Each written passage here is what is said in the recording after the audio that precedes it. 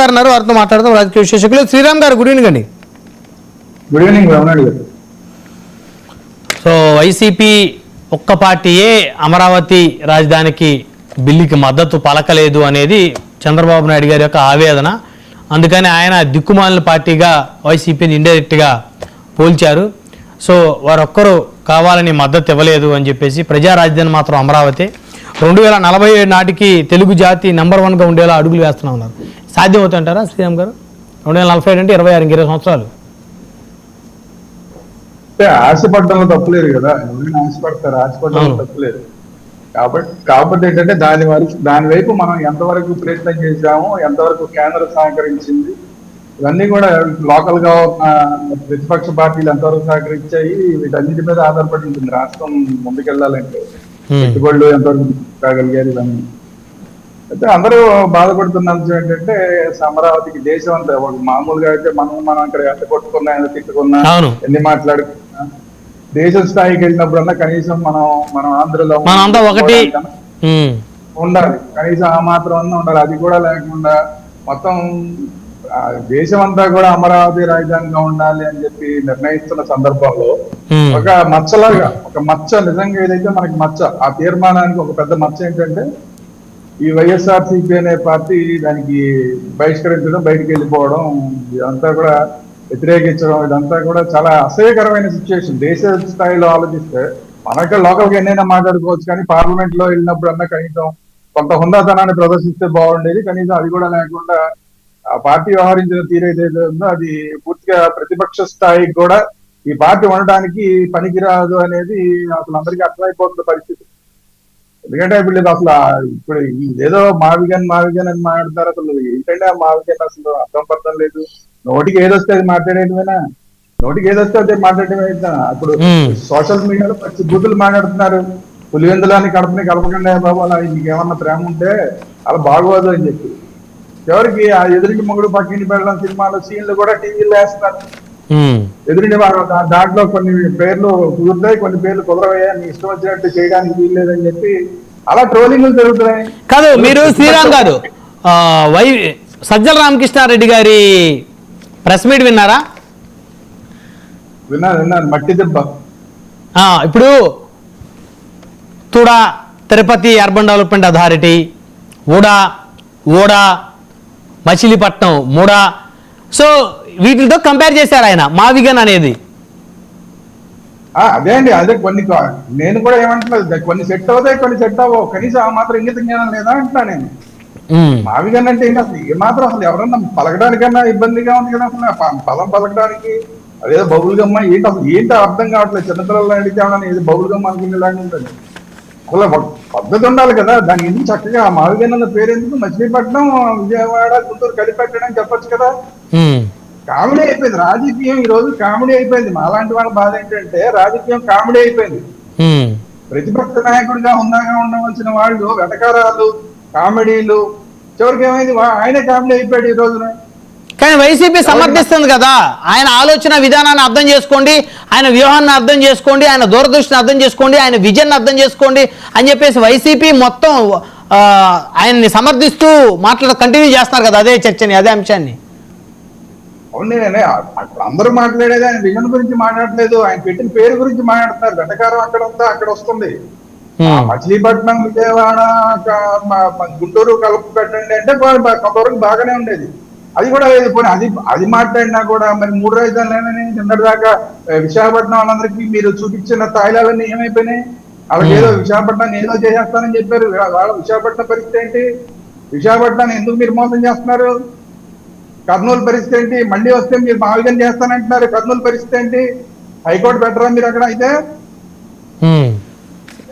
మావిగన్ అని ప్రకటించక ముందు బొత్స సత్యనారాయణ గారు ఏం మాట్లాడాడు? మేము 3 రాజధానులకి కట్టుబడి ఉన్నామని మాట్లాడి మాడు ఇవాళ ఏం మాట్లాడుతున్నాడు? మావిగన్ అని అంటే ఒక్క రోజులో మీరు మార్చేశారు మాటని. ఒక్క రోజులో విశాఖపట్నం వాళ్ళకి వెన్నుపోటు పొడి చేశారు, ఒక్క రోజులో కర్నూలానికి వెన్నుపోటు పొడి చేశారు కదా. ఏం ప్రతిపక్షం ఇది? ఏం ప్రతిపక్షం ఇది? ప్రతిపక్షం అంటే ఎట్లా ఉండాలి? రాబోయే రోజుల్లో మేము వస్తే కరగదీస్తాం అని చెప్పి అద్భుతంగా చెప్పాలి. మేమే పొడి చేస్తామని చెప్తే ఇంకేంటండి? అంటే ఇప్పుడు ప్రతిపక్ష నాయకుడు మాట్లాడిన మాటల వల్ల మన రాజధాని యొక్క బ్రాండ్ ఇమేజ్ మసకబారుతుందంటారా? బ్రాండ్ ఇమేజ్ సంగతి పక్కన పెట్టండి, ముందు ఆయనకి నష్టం జరుగుతుంది. ముందు జగన్మోహన్ రెడ్డి అనే ఆయనకి నష్టం జరుగుతుంది, ఆయన ఇమేజ్ కి నష్టం జరుగుతుంది. ఆయన మాట తప్పను మనం తిప్పనన్న అద్భుతమైన ఇమేజ్ ఉన్న నాయకుడు ఈ రోజు ఏంటి వెన్నుపోటు నాయకుడు అయిపోయాడు కదా. విశాఖపట్నానికి వెన్నుపోటు పొడిచిన నాయకుడు ఈ రోజు జగన్మోహన్ రెడ్డి, ఈ రోజు కర్నూలుకి వెన్నుపోటు పొడిచిన నాయకుడు జగన్మోహన్ రెడ్డి. అంతే కదా, వాళ్ళ పాయింట్ వాళ్ళు చెప్పిన ఇవన్నీ మనం చెప్పేవి కాదు. ఇంకేంటి మరి మీ విశ్వసనీయత ఏంటి? ఒక ప్రతిపక్ష నాయకుడు విశ్వసనీయత ఏంటి? పోనీ అదన్నా అంటే ఇప్పుడు ఆ సిఆర్డి అనేది మన దాకా ఉంది ఆల్రెడీ. ఓకే, మీరు మచిలీపట్నం దాకా కలపండి సరిపోయేది. వెటకారాలు ఎందుకు? పార్లమెంట్ లో ఖచ్చితంగా దీని మీద సరిగ్గా మాట్లాడి ఉంటే బాగుండేది కదా. అంటే సీరియస్నెస్ లేదు ఈ పక్షానికి. అసెంబ్లీకి వెళ్ళరు, మీరు ప్రెస్ మీట్ పెట్టి మీరు చెప్పే సలహాలన్నీ ప్రభుత్వం తీసుకుంటుందా? మీరు అసెంబ్లీకి వెళ్ళండి, అసెంబ్లీలో ఇదే మాటలు మీరు అసెంబ్లీలో చెప్పుకుంటే దానికి మీకు వాల్యూ ఉండేది, అక్కడ చర్చ జరిగేది ఏంటనేది. అప్పుడు మీకు ఒక వాల్యూ వచ్చేది. మావిగానే పెట్టేవాళ్ళేమో, ఏమో చెప్పలేము. మీరు అక్కడ రోడ్డు మీద ప్రెస్ మీట్ పెట్టి మేము చెప్పినట్టు మీరు వినాలంటే ఇంత ప్రభుత్వం. అసలు ప్రభుత్వం అంటే ఏమనుకుంటున్నారు మీరు? ప్రతిపక్షం అంటే ఏమనుకుంటున్నారు మీరు అసలు? కాబట్టి ఏంటంటే రాజకీయాలను చీప్ చేసేసి రాజకీయాల్ని కామెడీ చేసేయడం వల్ల ఈ రోజు ఆ పార్టీ ప్రతిపక్షంగా ఉండడానికి అర్హత కోల్పోతోంది. నేను మన మిత్రుడిని ఏమంటలేదు, కానీ సీరియస్ గా తీసుకోండి. వైసీపీ వాళ్ళకి నేను చాలా సీరియస్ గా చెప్తున్నా, బాగా డ్యామేజ్ అయిపోతుంది. నాకేం నష్టం లేదు, మీరు డ్యామేజ్ అయిపోతే నాకేం నష్టం లేదు. అవతల కూటమి ప్రభుత్వం డ్యామేజ్ అయిపోయినా నాకేం నష్టం లేదు. కానీ మీరు రాజకీయాలు చేసేది సరైన రాజకీయాలు చేయండి. ఇలాంటి పిచ్చి పిచ్చి రాజకీయాలు చేస్తే నష్టపోయేది మీరే. ఓ పక్కన ఎస్పీ పార్టీ మనకి ప్రత్యేక హోదా ఇవ్వమని చెప్పి అడిగింది. ఎవరన్నా అడిగారా? మీద ఎవరన్నా అడిగారా? పోనీ మీరు అక్కడ అదే దాంట్లో మీరు అక్కడ ఉండి ప్రత్యేక హోదా ఇవ్వమని అడిగితే ఎంత బాగుండేది పార్లమెంట్ లో. మన రాష్ట్రం పార్టీ కాని పార్టీ, ఎక్కడో ఉన్న సమాజ్ పార్టీ, యూపీలో ఉన్న సమాజ్ పార్టీ మన అమరావతిని సపోర్ట్ చేస్తూ ప్రత్యేక హోదా ఇవ్వమని అడిగింది. ఆ మాట మీరెందుకు చెప్పలేకపోయారు? అది కదా చేయాల్సింది ప్రతిపక్షం అంటే. ఇప్పుడైనా మీరు ప్రత్యేక హోదా కోసం ప్రయత్నం చేయండి. ఎందుకని మాట్లాడరు? దాని మీద ఎందుకు మాట్లాడటం మానేశారు 2 సంవత్సరాలు బట్టి? అధికార పార్టీ కాదు, కూటమిలో అధికారంలో ఉన్న కూటమి మాట్లాడదా ప్రత్యేక హోదా గురించి? ప్రతిపక్ష పార్టీ మాట్లాడాలా సీఎం గారు? అదే నేను మీరు నన్ను కట్ చేశారు. నేను ఈ వైసీపీ అధికార పార్టీ ఎందుకు మాట్లాడట్లేదు మన గురించి? మాట్లాడేది వేరే రాష్ట్రంలో ఉన్న పార్టీలు మాట్లాడుతున్నాయి. 3 ఉన్నారు అధికార పక్షంలో. ఇందులో చంద్రబాబు నాయుడు గారు ప్రత్యేక హోదా కావాలన్న మనిషే కదా, పవన్ కళ్యాణ్ గారు ప్రత్యేక హోదా కావాలన్న మనిషే కదా. 2 సంవత్సరాల నుంచి ఎందుకు మాట్లాడరు? అంటే ఏమైపోయిందంటే ఈ రోజు రాజకీయాలు ఆంధ్రప్రదేశ్ లో చిల్లర రాజకీయాలు అయిపోయినాయి, దిక్కుమాల రాజకీయాలు అయిపోయినాయి, అవకాశవాద రాజకీయాలు అయిపోయినాయి. దీని వల్ల ప్రజలు ఏమనుకుంటున్నారంటే ఈ దొందేరా బాబు అన్న పరిస్థితి వచ్చింది. ప్రత్యేక హోదా గురించి మాట్లాడే పరిస్థితి ఎవరి దగ్గర లేదు. మనం సిగ్గు తెచ్చుకోవాలి. వేరే రాష్ట్రం వాళ్ళు మనకి ప్రత్యేక హోదా మనకి సపోర్ట్ చేస్తుంటే కూడా మనం మాట్లాడలేని దిక్కుమాల పరిస్థితులు మనం ఉన్నాం. నేను అందుకే అంటున్నా, మీరు ఇలాంటి చిల్లర రాజకీయాలు చేస్తే మీ దగ్గర ఉన్న ఈ మాత్రం ఆ మాత్రం ఉన్న నాయకులు కూడా బయటకు వచ్చేస్తారు. రాబోయే రోజుల్లో ఆంధ్రప్రదేశ్ లో రాజకీయాలు మారిపోబోతున్నాయి. తృతీయ ప్రత్యామ్నాయం దిశగా వెళ్లే పరిస్థితులు వస్తాయి. మీరు ఇలాగే మావిగా కామెడీలు చేసుకుంటూ కొంతమంది, లేదంటే అసలు ప్రత్యేక హోదా గురించి అసలు ఏదో గుర్తు లేనట్టు, అసలు అదొక ఐటమ్ లేనట్టు ఈ కూటమి పార్టీలు కనుక వ్యవహరిస్తే తృతీయ ప్రత్యామ్నాయం వస్తుంది. నాలాంటి వాళ్ళని ఖచ్చితంగా ప్రత్యేక హోదా కోసం పోరాటం చేస్తాం. మొదటి నుంచి పోరాటం చేస్తూనే ఉన్నాం. ఈ రోజు మీరు మర్చిపోయారని చెప్పి మేము మర్చిపోం. సిగ్గేసింది మాకు నిజంగా. ఆ పార్లమెంట్ లో ఆ మాట చూడగా సిగ్గేసింది. సమాజ్వాదీ పార్టీ వాళ్ళు చెప్తున్నారు ఏంటి రా మన వాళ్ళు ఒక్కళ్ళు మాట్లాడరు. కాబట్టి రాజకీయాలు అంటే ఇక్కడ సీఎం గారు ఆంధ్రప్రదేశ్ లో 3 రాజకీయ పార్టీలు బీజేపీకి అవసరమే, బీజేపీ అవసరం వీళ్ళకుంది, వీళ్ళ అవసరం వాళ్ళకుంది. అవునండి, అలాంటప్పుడు ఇవాళ అవసరం ఉంది కదా. ఇప్పుడు ఇంకొక మాట చెప్తా, ఈ రోజు ఇంకా ఈ ప్రత్యేక హోదా విషయం మాట్లాడాల్సి వస్తే కూటమిదే పెద్ద తప్పు. ఎందుకంటే జగన్మోహన్ రెడ్డి అవసరం ఆ రోజు మోడీ గారికి లేదు. కానీ ఈ రోజు చంద్రబాబు నాయుడు గారి అవసరం, పవన్ కళ్యాణ్ అవసరం మోడీ గారికి ఉంది. ఇలాంటప్పుడు ప్రత్యేక హోదా మీద శ్రద్ధ పెట్టి కొంచెం గట్టిగా మాట్లాడితే, వైసీపీ కూడా 2-3 ఉద్యమాలు చేస్తే ఆటోమేటిక్ ఇస్తారేమో. ఎందుకు ఎవరు అవసరం వాళ్ళకు ఉంది. ఈ రోజున జగన్మోహన్ రెడ్డి గారు ఉన్న రోజున అవసరం లేదు, ఈ రోజు అవసరం ఉంది.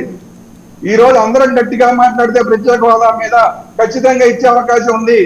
బ్రహ్మనాయుడు గారు మీ ద్వారా చేస్తున్నా, నేను రాష్ట్ర ప్రజలందరికీ విజ్ఞప్తి చేస్తున్నాను. ఇవాళ కేంద్ర ప్రభుత్వం ఇవ్వాల్సిన పరిస్థితుల్లో ఉంది, ఇచ్చే అవసరం ఉన్న పరిస్థితుల్లో ఉంది. Okay. దయచేసి ప్రతి ఒక్కరు కూడా ప్రత్యేక హోదా మీద మాట్లాడండి. ఇలాంటి దిక్కుమాలిన మావిగలను వదిలేసేయండి. మావిగలను ఏంటి, మట్టి దెబ్బ ఏంటండి ఆయన? మట్టి దెబ్బ అని మాట్లాడతాడు ఆయన. ఇప్పుడు ఉండాలి కదా అసలు రెడ్డికి. అది ఏమనుకుంటున్నాడు ఆయన? ఏమనుకుంటున్నాడు? అది మట్టి దెబ్బ అని మాట్లాడతాడు. అన్ని చోట్ల నుంచి మొత్తం అన్ని నదుల దగ్గర నుంచి తీసుకొచ్చిన మట్టి, అన్ని దేవాలయాలు ఆధ్యాత్మిక ప్రాంతాల నుంచి తీసుకొచ్చిన మట్టి, దాన్ని మట్టి దెబ్బ అని మాట్లాడతాడు. నువ్వు చంద్రబాబు నాయుడు విమర్శించుకుంటే వేరే రకంగా విమర్శించారు. హిందువులు అంత జాగ్రత్తగా తీసుకొచ్చి అంత పవిత్రంగా భావించే అక్కడ ఉన్న మట్టిని, అమరావతిలో ఉన్న మట్టిని మట్టి దెబ్బ అని మాట్లాడతాం. ఇందుకు కదా మీ వాల్యూ పోతుంది. ఈ తెలివితేటలు ప్రత్యేక హోదా మీద పెట్టండి. సత్యరామకృష్ణారెడ్డి గారికి కూడా చెప్తాను, ఈ తెలివితేటలు ప్రత్యేక హోదా మీద పెట్టండి. మీకు సపోర్ట్ చేస్తానికి సిద్ధంగా ఉన్నాం మేము.